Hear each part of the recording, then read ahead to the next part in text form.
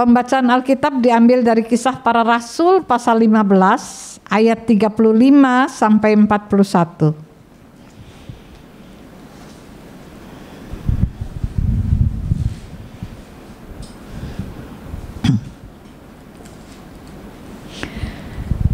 Paulus dan Barnabas tinggal beberapa lama di Antiokhia.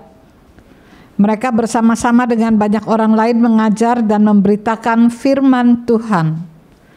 Tetapi beberapa waktu kemudian berkatalah Paulus kepada Barnabas, "Baiklah, kita kembali kepada saudara-saudara kita di setiap kota, di mana kita telah memberitakan firman Tuhan untuk melihat bagaimana keadaan mereka." Barnabas ingin membawa juga Yohanes yang disebut Markus. Tetapi Paulus dengan tegas berkata bahwa tidak baik membawa serta orang yang telah meninggalkan mereka di Pamfilia dan tidak mau turut bekerja bersama-sama dengan mereka. Hal itu menimbulkan perselisihan yang tajam sehingga mereka berpisah, dan Barnabas membawa Markus juga sertanya berlayar ke Siprus.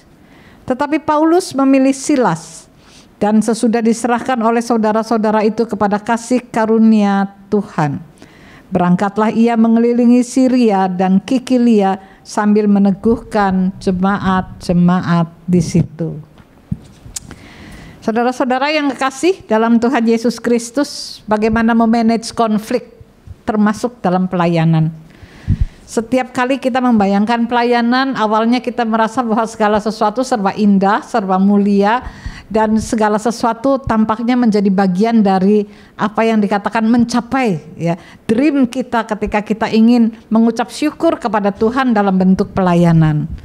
Namun ternyata ketika kita masuk dalam pelayanan, kita menghadapi beberapa jenis konflik yang membuat kadang-kadang orang kehilangan semangat, antusiasmenya tiba-tiba hilang. Yang kedua juga kehilangan tujuan, dan ini yang paling berbahaya menurut saya. Motivasi dasar yang kemudian menjadi kabur oleh karena konflik yang terjadi. Maka mari kita ikuti apa yang dikatakan konflik yang terjadi di tengah-tengah kehidupan kita dalam melayani. Yang pertama, karakternya beda. Jadi manusia itu ketika berkumpul bersama-sama baru makin lama makin mengenal karakter kita tuh beda-beda. Ada yang introvert, ada yang ekstrovert. Ada yang kalau bicara itu to the point, ada yang memakai jalur yang lebih panjang dan lebih lebih terasa lembut tetapi lama gitu. Nah, ini di tengah-tengah itu manusia mempunyai apa yang disebut dengan karakter kolerik, flegmatik gitu ya.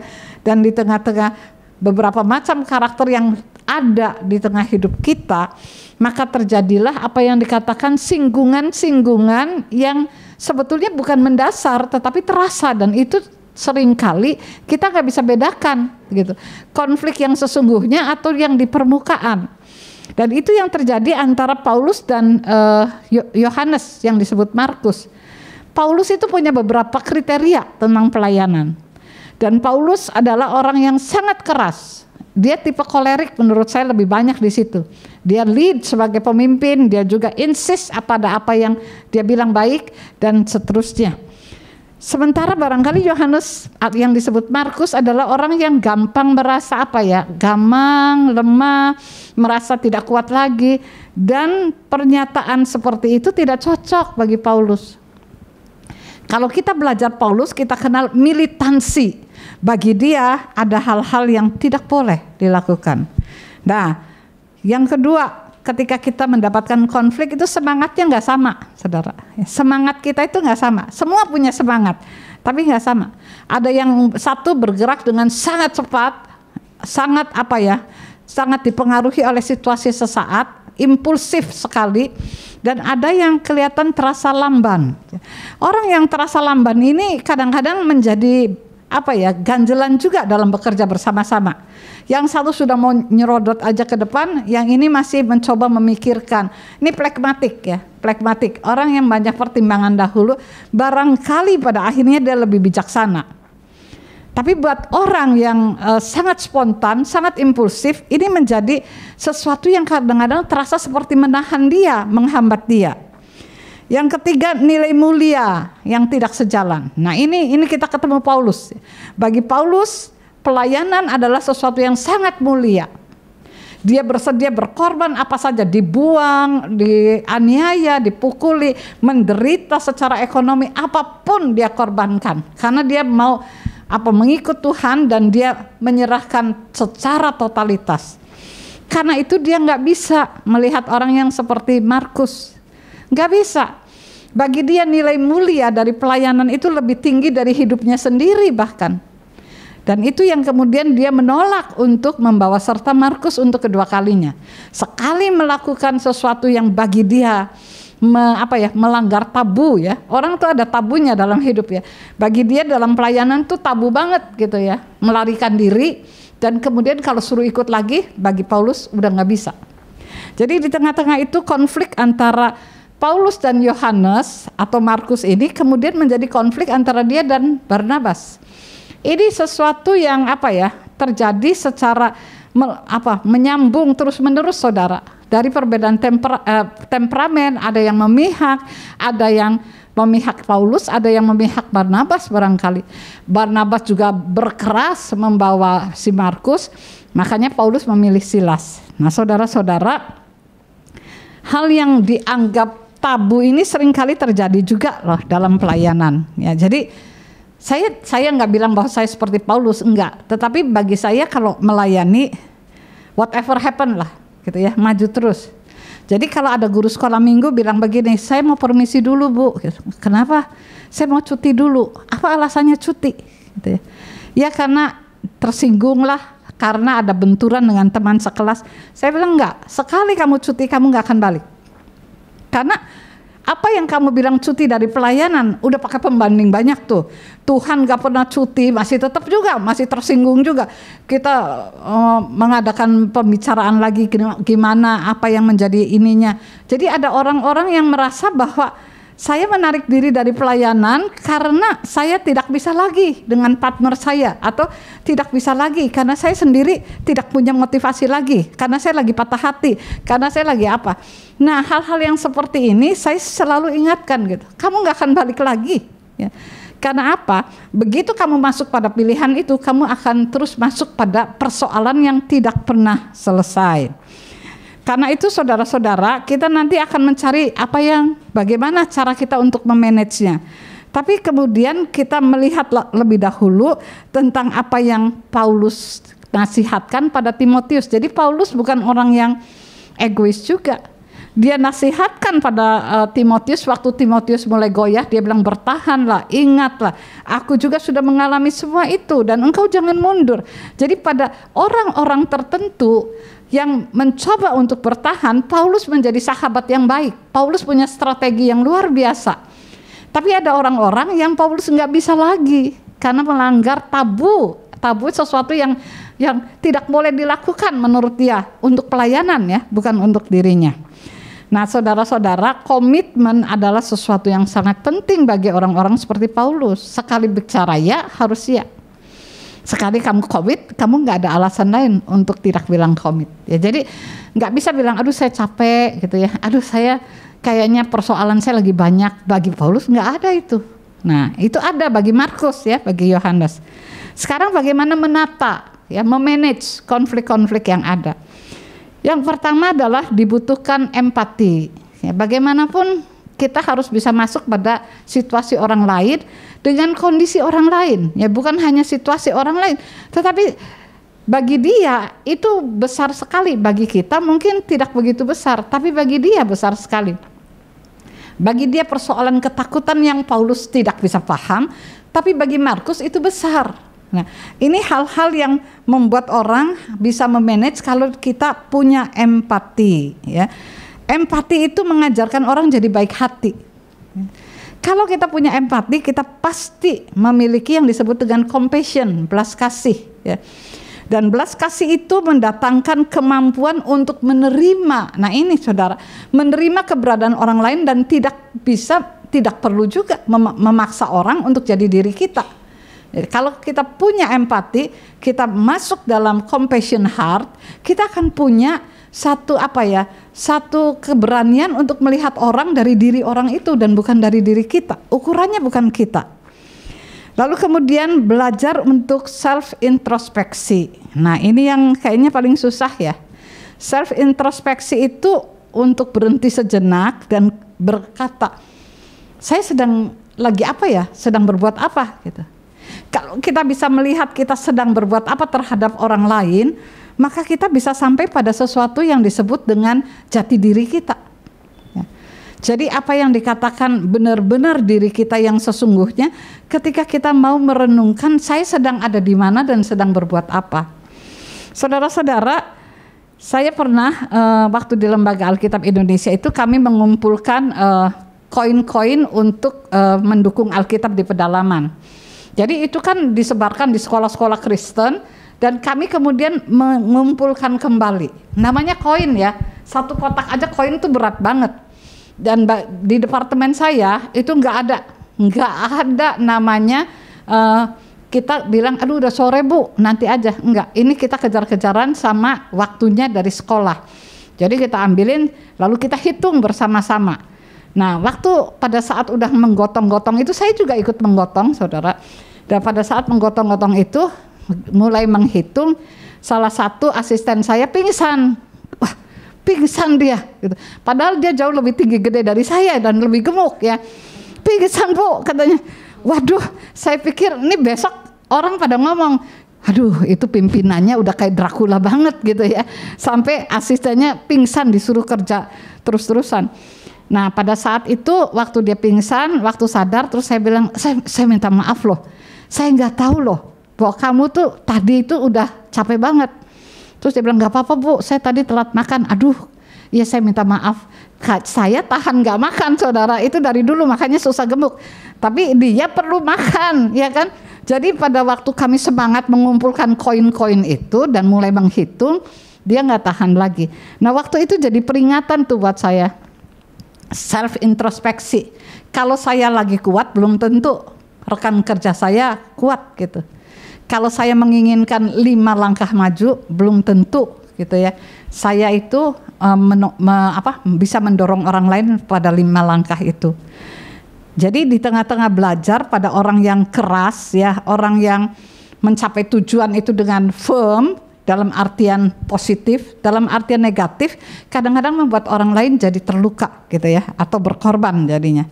Nah, yang berikutnya adalah tidak hanya berkonsentrasi pada apa yang kita anggap benar ya. Belum tentu yang saya anggap benar orang lain melihatnya benar gitu ya. Jadi belajar dengar-dengaran, berilah telingamu terbuka, hatimu juga terbuka ya, dan matamu melihat. Ini penting untuk memanage konflik di antara kita dalam pelayanan. Nah, ini yang penting berikutnya adalah ingat siapa yang jadi pimpinan. Ya, kadang-kadang kita lupa loh. Kita lupa bahwa yang jadi pimpinan itu bukan direksi atau apanya. Yang jadi pimpinan dalam pelayanan itu Tuhan. Kita bersama-sama bertumbuh ke arah Dia, kata Efesus. Dan kalau kita bersama-sama bertumbuh ke arah Dia melalui setiap talenta yang ada, kita nggak pernah boleh lupa kita adalah the second best. Nggak pernah jadi yang paling utama. Kalau tingkat paling tingginya tuh the second best. Dan kalau kita ada di situ, kita bisa menghargai setiap orang yang sedang memacu dirinya. Dalam Alkitab kan dikatakan, hasilmu apa? Emas, perak, jerami, itu bagiannya Tuhan. Yang penting kita sudah memaksimalkan diri kita. Jadi jangan ngukur orang lain dengan ukuran kita. Daniel L. Akin berkata, kadang-kadang para pemimpin suka nggak sadar. Dia menghadirkan konflik yang mengesalkan orang lain. Ini seringkali merupakan hasil dari ketidakmantapan dia. Adapun beberapa ketidakmantapannya adalah pertama, tidak mampu untuk membuat keputusan yang bijak dan tepat waktu. Ya, jadi kadang-kadang kecepatan, kadang-kadang terlambat. Nah, tidak mampu untuk melakukan keputusan yang bijak dan tepat waktu.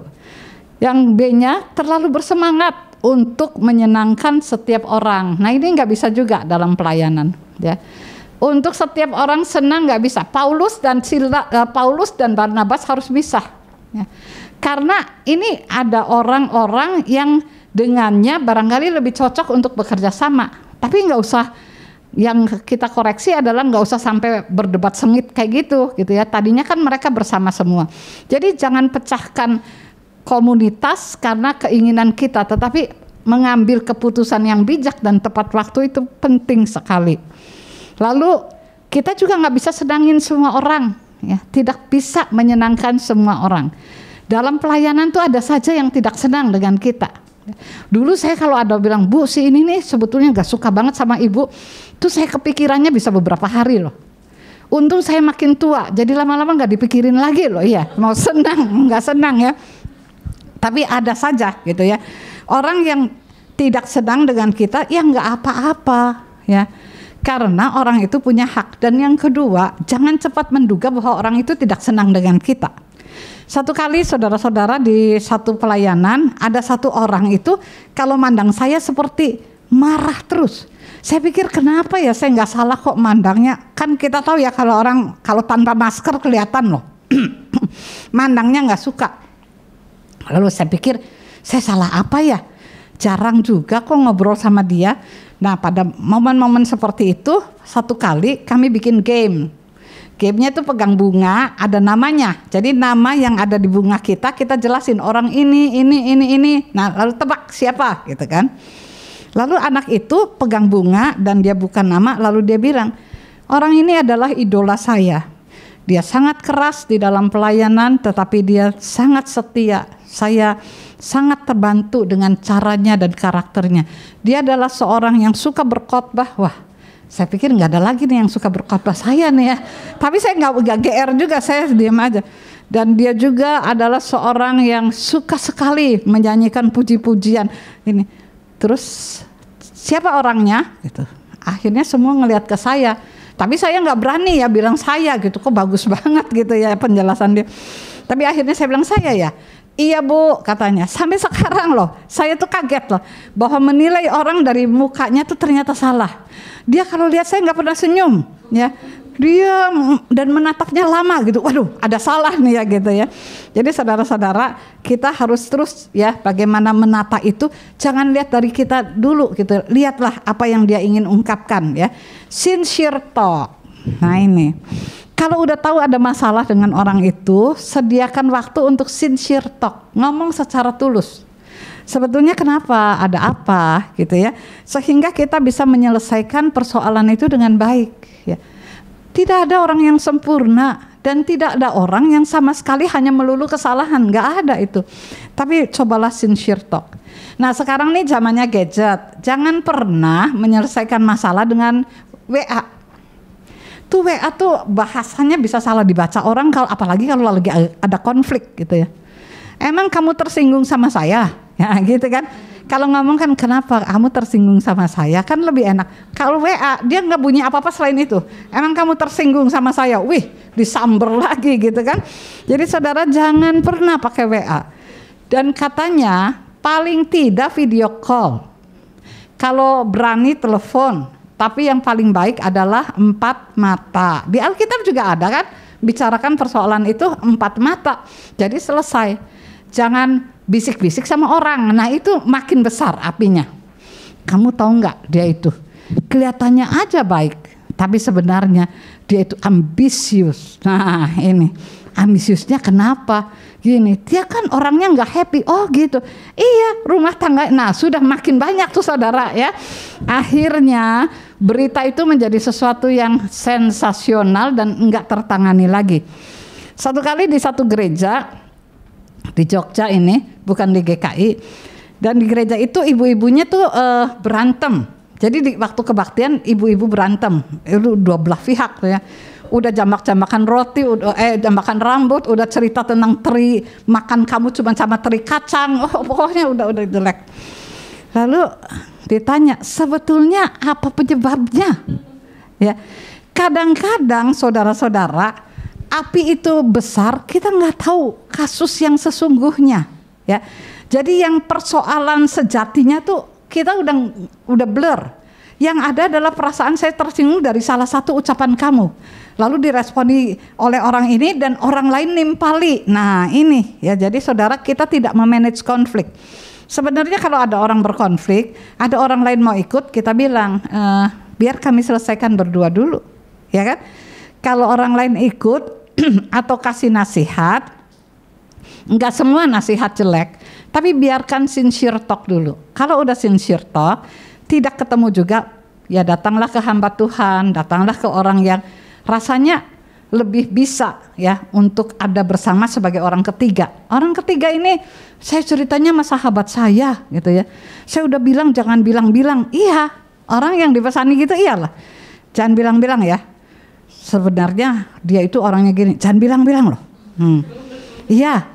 Lalu dia telepon lagi ke temannya, jangan bilang-bilang loh. Semua jangan bilang-bilang tapi bilang-bilang. Ya, jadi saudara sekali lagi perlu adanya sincere talk. Saya selalu pikir dalam rumah tangga juga begitu ya, harus ada sincere talk. Kenapa kamu bertingkah seperti ini? Saya nggak ngerti gitu. Lalu dijelaskan kan, oh iya saya nggak sadar loh bikin salah gitu kan. Lalu kemudian bagaimana menata konflik itu, kita sampai pada bagian yang dilakukan oleh Paulus dan Barnabas. Mereka mengatakan pelayanan tidak boleh mandek. Itu saya kira bagian yang sangat kuat ya, karena saya bicaranya soal pelayanan. Pelayanan itu nggak boleh berhenti. Kalau ada masalah, pada saat itu masih memanas, baiklah saling menjaga jarak sebentar. Paulus pergi dengan Silas, Barnabas dengan Markus. Kalau dipaksakan Markus ada di tengah Paulus dan Barnabas, kayaknya konfliknya akan terus ya. Jadi memilih tepat pada waktunya dengan bijak itu penting. Lalu kemudian ketika kita sampai kepada sumbernya, kita kenali sumber konflik itu dan kita tidak menambahkan alasan konflik. Ya, jadi materinya sampai lupa loh. Kalau ada perdebatan besar, orang sebenarnya tadi kita lagi bicara apa ya sampai kayak gini. Gak tahu lagi ya. Karena orang itu punya harga diri yang gak sama ya, gak sama halusnya. Yang kedua, orang itu juga kesabarannya beda-beda. Ya. Niatnya untuk menghadirkan damai itu harus keluar dari takut akan Tuhan. Who is your leader? Nah, ini menjadi penting. Paulus tetap jadi berkat. Nanti dia punya murid-murid banyak juga. Barnabas juga tetap jadi berkat. Dan di tengah-tengah itu, kenapa Alkitab menulis perselisihan antara Paulus dan Barnabas? Ini untuk menjadi ingatan. Dalam pelayanan itu banyak benturan-benturannya. Banyak hal-hal yang tidak penting. Banyak hal-hal yang sudah tidak jelas kasusnya. Karena itu kita harus ingat, di dalam nama Tuhan dan untuk kemuliaan Tuhan, kita bersedia untuk memanage konflik yang ada dan bukan mengobarkan. Orang ada bilang begini, ya saya sih simpen aja gitu ya. Kalau ada masalah saya simpen, saya nggak bicarakan apa-apa. Tapi masalah itu tetap ada di hati saya. Nah itu juga nggak damai ya. Nyimpen, ini ada tipe penyimpan ya. Jadi semua sakit hatinya ditumpuk, makanya ada orang yang tiba-tiba pengen bunuh orang tuh saudara ya. Udah kebanyakan numpuknya. Ada orang yang selalu merusuhi ya. Merusuhi orang tuh gini, dia terluka, lalu kemudian orang yang menggantikannya itu dia coba serang terus supaya orang itu kelihatan lebih jelek dari waktu dia memimpin. Ada tuh yang begitu ya. Karena itu jangan pernah memakai itu, bitterness yang ada dalam diri kita harus ditata sendiri sehingga tidak menyebabkan orang lain menjadi menderita karena kita. Dulu saya menggantikan pimpinan dari departemen yang saya kemudian masuk di LAI, lalu asistennya ini marah gitu karena saya yang masuk. Ini orang baru 2 tahun udah jadi kepala biro, waktu itu masih kepala biro. Terus dia kalau ngasih buku ke saya dia banting, jrat gitu ya. Lalu kalau di ini mukanya ogah-ogahan. Oh saya pikir gimana nih ya ini sama anak ini. Udah bilang kenapa, ada apa, nggak dijawab. Jadi saya dekati dia. Sekarang mau pindah ke departemen mana? Saya bisa. Saya akan ngomong sama pimpinan paling atas di kami sekumnya. Saya akan bisa pindahkan kamu hari ini juga. Wih dia pucat. Enggak Bu, saya mau sama ibu aja. Saya mau sama ibu aja. Saya pikir kalau mau sama saya kok ngegebrakin terus buku. Saya pikir ini salah posisi kali ya. Nah jadi akhirnya dia bilang enggak sama ibu. Oke kalau gitu yuk atur kerjasamanya gimana ya. Seenaknya supaya jalannya oke. Karena saya nggak mau loh pelayanan kita udah capek, ditambah dengan sifat-sifat kayak gini, saya nggak mau. Saya nih orangnya nggak halus. Ya, jadi kalau kamu halus, tolong ajari saya. Barangkali saya keceplosan ngomong dan sebagainya. Lalu dia bilang, iya Bu. Nah, saya tuh ya memelihara perasaan itu tuh mesti melawan dengan positif loh saudara. Kalau kita lawannya dengan negatif, makin negatif. Jadi misalnya dia bilang nih, aduh Ibu hari ini cantik sekali. Saya terus ke kaca tuh ya. Pasti jelek ya. Pasti ada sesuatu yang salah dari diri saya. Atau ya, aduh Bu, roknya bagus sekali, saya juga ngaca. Oh ya, ada benangnya yang keluar. Jadi saudara, akar hati yang tidak beres itu nggak bisa kerja loh. Akhirnya saya berdamai. Kalau dia bilang begitu, saya katakan dalam nama Tuhan, semua indah. Walaupun benang rok saya memang keluar gitu ya, tapi saya pikir sudah nggak apa-apa. Sehingga lama-lama kita tahu bahwa niat kita bersama itu kemana? Where is your goal? Kalau goalnya untuk kemuliaan nama Tuhan, yuk jalan sama-sama. Apa yang disebut bersama itu tidak selalu mulus, tapi dalam kerikil-kerikil yang ada. Satu hal yang saya melihat, saya suka sekali Paulus ya. Satu hal yang saya lihat bahwa tetap saja Paulus itu tidak berhenti menjadi berkat. Juga Barnabas. Tetapi Paulus dalam berbagai perkara dia membuktikan bahwa goalnya adalah apa yang dipercaya Tuhan dalam hidupnya. Ini bedanya pelayanan dengan organisasi kerja. Ya, kita punya goal dan pemimpin kita adalah Tuhan. Kita paling tinggi itu the second best. Dan kalau the second best aja menurut saya setiap orang harus ada di sana. Tuhan kiranya menolong kita memanage konflik yang ada. Jangan pernah minta surut dari pelayanan. Jangan pernah juga mempersalahkan orang lain yang membuat kita tidak bahagia. Orang yang merasa dikasihi Tuhan dan mengasihi dirinya, ia selalu bisa jadi berkat dimanapun dia berada. Temperamen kita nggak perlu sama, tapi melentur bersama, sehati sepikir setujuan. Di sana mesti ada compassion heart. Tuhan memberkati kita. Amin. Mari kita berdoa.